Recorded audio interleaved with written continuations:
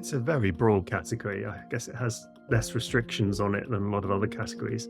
So you've got everything from a low price point, relatively neutral spirit that I guess is drunk more by a younger consumer, through to very expensive brown aged spirits drunk more by a whiskey or aged spirit consumer. So you've got a huge spectrum of product and price points. So it does become slightly more complicated, and you do need to chop it up into something in order to quantify that. You've got a couple of things with rum that is, I think, holding it back a little bit, or even more than a little bit, which is its big issue at the moment. Let's take tequila as a good example, right? Tequila's got Blanco, Reposado, and Añejo. And there is a very clear-cut stepping stones to each stage for tequila, from bare bones basic to super prep. Tequila for me is very simple because it all has to come from Mexico. So the area we are looking at is very limited. While rum comes from a various amount of countries, it's not even limited to countries that do produce their own sugarcane, because nowadays even countries that don't have their own sugarcane just import molasses or actually import fresh juice, and then there's still distilling. So that makes just the range of rums we're looking at much, much broader. There's a huge variety in what we're looking at. So it does take a lot more training and education and actually to understand the differences.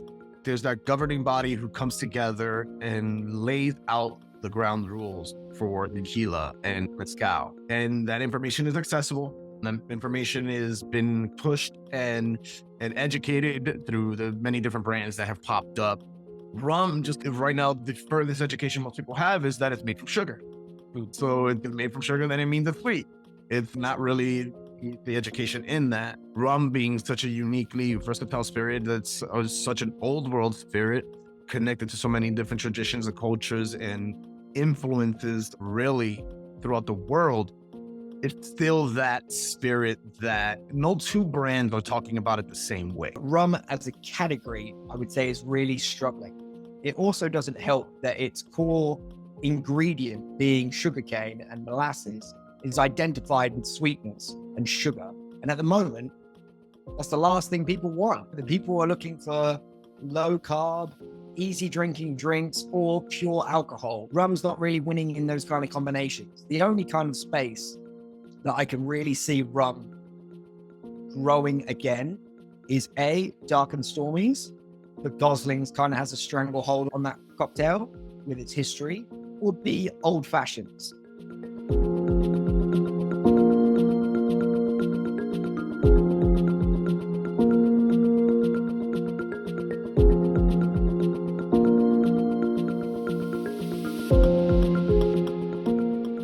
So we are the bartenders. We know the rum is very interesting. They have a lot of categories, right? So the styles and the colors different. But I think there's education in China is not enough.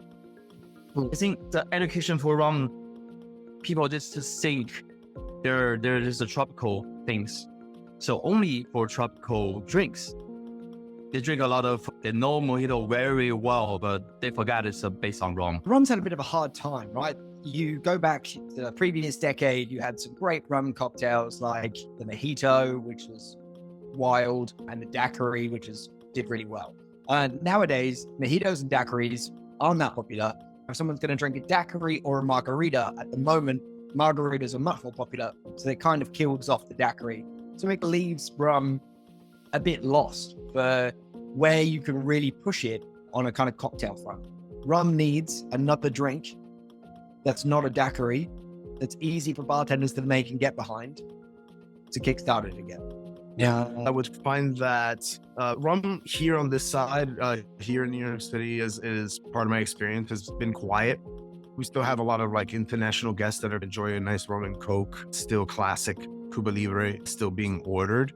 But in terms of kind of the more broad audience, there isn't much of a high demand as of late. Tiki trend, you just don't see it anymore. Everyone's trying to be Italian and drinking aperitivos, Aperol Spritz, Negronis, all that kind of stuff. So that kind of flies. Then everyone drinks White Claws and seltzers. And this idea of sweetness is suddenly not into it. I don't see any tiki bars around. It's cool to see the fact that like rum is such a versatile spirit. So it's cool to see that there's a lot of bartenders and mixologists out there that are like enjoying that spirit category enough to want to play with it and introduce it.